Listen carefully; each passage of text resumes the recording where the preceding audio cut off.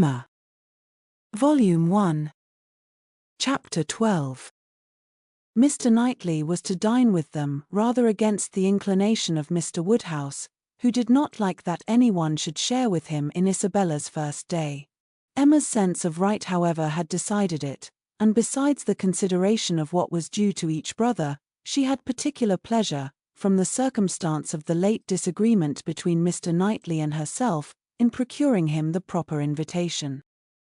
She hoped they might now become friends again. She thought it was time to make up. Making up indeed would not do. She certainly had not been in the wrong, and he would never own that he had. Concession must be out of the question, but it was time to appear to forget that they had ever quarrelled, and she hoped it might rather assist the restoration of friendship, that when he came into the room she had one of the children with her, the youngest, a nice little girl about 8 months old, who was now making her first visit to Hartfield, and very happy to be danced about in her aunt's arms. It did assist, for though he began with grave looks and short questions, he was soon led on to talk of them all in the usual way, and to take the child out of her arms with all the unceremoniousness of perfect amity. Emma felt they were friends again, and the conviction giving her at first great satisfaction, and then a little sauciness, she could not help saying, as he was admiring the baby, "What a comfort it is, that we think alike about our nephews and nieces. As to men and women, our opinions are sometimes very different, but with regard to these children, I observe we never disagree. If you were as much guided by nature in your estimate of men and women, and as little under the power of fancy and whim in your dealings with them, as you are where these children are concerned, we might always think alike. To be sure, our discordancies must always arise from my being in the wrong." "Yes," said he, smiling, "and reason good. I was 16 years old when you were born." "A material difference then," she replied, "and no doubt you were much my superior in judgment at that period of our lives, but does not the lapse of 21 years bring our understandings a good deal nearer?" "Yes, a good deal nearer.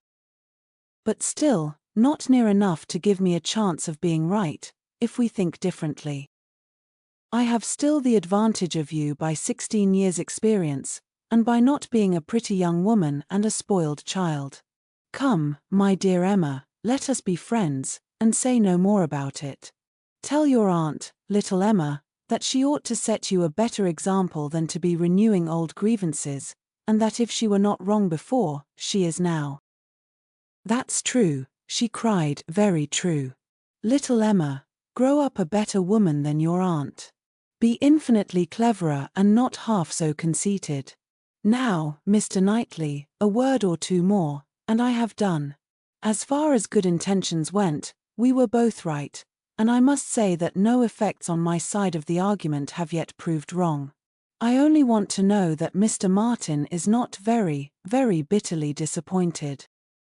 "A man cannot be more so," was his short, full answer. "Ah, indeed I am very sorry. Come, shake hands with me." This had just taken place, and with great cordiality, when John Knightley made his appearance, and "How d'ye do, George?" and "John, how are you?" succeeded in the true English style, burying under a calmness that seemed all but indifference, the real attachment which would have led either of them, if requisite, to do everything for the good of the other. The evening was quiet and conversable, as Mr. Woodhouse declined cards entirely for the sake of comfortable talk with his dear Isabella, and the little party made two natural divisions, on one side he and his daughter, on the other the two Mr. Knightleys, their subjects totally distinct, or very rarely mixing, and Emma only occasionally joining in one or the other. The brothers talked of their own concerns and pursuits, but principally of those of the elder, whose temper was by much the most communicative, and who was always the greater talker. As a magistrate, he had generally some point of law to consult John about, or, at least, some curious anecdote to give, and as a farmer, as keeping in hand the home farm at Donwell, he had to tell what every field was to bear next year, and to give all such local information as could not fail of being interesting to a brother whose home it had equally been the longest part of his life, and whose attachments were strong. plan of a drain, the change of a fence, the felling of a tree, and the destination of every acre for wheat, turnips, or spring corn, was entered into with as much equality of interest by John, as his cooler manners rendered possible, and if his willing brother ever left him anything to inquire about, his inquiries even approached a tone of eagerness. While they were thus comfortably occupied, Mr. Woodhouse was enjoying a full flow of happy regrets and fearful affection with his daughter. "My poor dear Isabella," said he, fondly taking her hand, and interrupting, for a few moments, her busy labors for some one of her 5 children, "how long it is, how terribly long since you were here. And how tired you must be after your journey. You must go to bed early, my dear, and I recommend a little gruel to you before you go. You and I will have a nice basin of gruel together. My dear Emma, suppose we all have a little gruel." Emma could not suppose any such thing, knowing as she did, that both the Mr. Knightleys were as unpersuadable on that article as herself, and 2 basins only were ordered. After a little more discourse in praise of gruel, with some wondering at its not being taken every evening by everybody, he proceeded to say, with an air of grave reflection: "It was an awkward business, my dear, your spending the autumn at Southend instead of coming here. I never had much opinion of the sea air. Mr. Wingfield most strenuously recommended it, sir, or we should not have gone. He recommended it for all the children, but particularly for the weakness in little Bella's throat, both sea air and bathing." "Ah, my dear, but Perry had many doubts about the sea doing her any good, and as to myself, I have been long perfectly convinced, though perhaps I never told you so before, that the sea is very rarely of use to anybody. I am sure it almost killed me once." "Come, come," cried Emma, feeling this to be an unsafe subject, "I must beg you not to talk of the sea. It makes me envious and miserable, I who have never seen it. Southend is prohibited, if you please. My dear Isabella, I have not heard you make one inquiry about Mr. Perry yet, and he never forgets you." "Oh, good Mr. Perry, how is he, sir?" "Why, pretty well, but not quite well. Poor Perry is bilious, and he has not time to take care of himself. He tells me he has not time to take care of himself, which is very sad, but he is always wanted all round the country. I suppose there is not a man in such practice anywhere. But then there is not so clever a man anywhere. And Mrs. Perry and the children, how are they? Do the children grow? I have a great regard for Mr. Perry. I hope he will be calling soon. He will be so pleased to see my little ones. I hope he will be here tomorrow, for I have a question or 2 to ask him about myself of some consequence. And, my dear, whenever he comes, you had better let him look at little Bella's throat. Oh, my dear sir, her throat is so much better that I have hardly any uneasiness about it. Either bathing has been of the greatest service to her, or else it is to be attributed to an excellent embrocation of Mr. Wingfield's, which we have been applying at times ever since August. It is not very likely, my dear, that bathing should have been of use to her, and if I had known you were wanting an embrocation, I would have spoken to. You seem to me to have forgotten Mrs. and Miss Bates, said Emma. I have not heard one inquiry after them. Oh, the good Bateses, I am quite ashamed of myself, but you mention them in most of your letters. I hope they are quite well. Good old Mrs. Bates, I will call upon her tomorrow, and take my children, they are always so pleased to see my children. And that excellent Miss Bates, such thorough worthy people, how are they, sir? Why, pretty well, my dear, upon the whole. But poor Mrs. Bates had a bad cold about a month ago. How sorry I am, but colds were never so prevalent as they have been this autumn. Mr. Wingfield told me that he has never known them more general or heavy, except when it has been quite an influenza. That has been a good deal the case, my dear, but not to the degree you mention. Perry says that colds have been very general, but not so heavy as he has very often known them in November. Perry does not call it altogether a sickly season. No, I do not know that Mr. Wingfield considers it very sickly except. Ah, my poor dear child, the truth is, that in London it is always a sickly season. Nobody is healthy in London, nobody can be. It is a dreadful thing to have you forced to live there. So far off and the air so bad. No, indeed, we are not at all in a bad air. Our part of London is very superior to most others. You must not confound us with London in general, my dear sir. The neighbourhood of Brunswick Square is very different from almost all the rest. We are so very airy. I should be unwilling, I own, to live in any other part of the town. There is hardly any other that I could be satisfied to have my children in. But we are so remarkably airy. Mr. Wingfield thinks the vicinity of Brunswick Square decidedly the most favourable as to air. Ah, my dear, it is not like Hartfield. You make the best of it, but after you have been a week at Hartfield, you are all of you different creatures, you do not look like the same. Now I cannot say that I think you are any of you looking well at present. I am sorry to hear you say so, sir, but I assure you, excepting those little nervous headaches and palpitations which I am never entirely free from anywhere, I am quite well myself, and if the children were rather pale before they went to bed, it was only because they were a little more tired than usual, from their journey and the happiness of coming. I hope you will think better of their looks tomorrow, for I assure you Mr. Wingfield told me that he did not believe he had ever sent us off altogether, in such good case.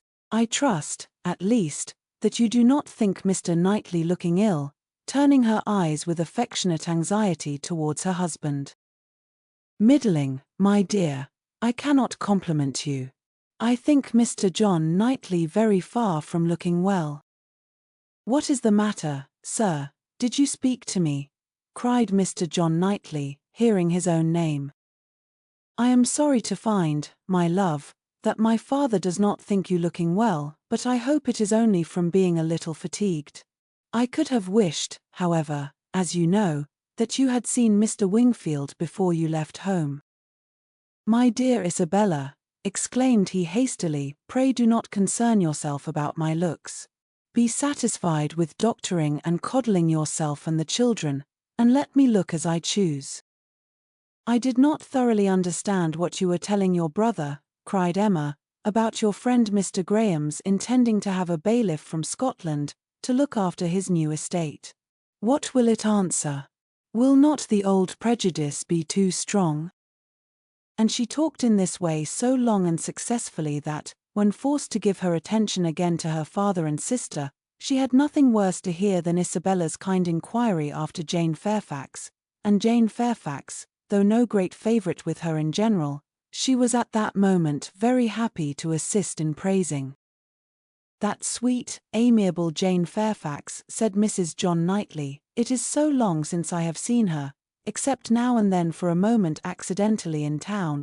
What happiness it must be to her good old grandmother and excellent aunt, when she comes to visit them. I always regret excessively on dear Emma's account that she cannot be more at Highbury, but now their daughter is married, I suppose Colonel and Mrs. Campbell will not be able to part with her at all.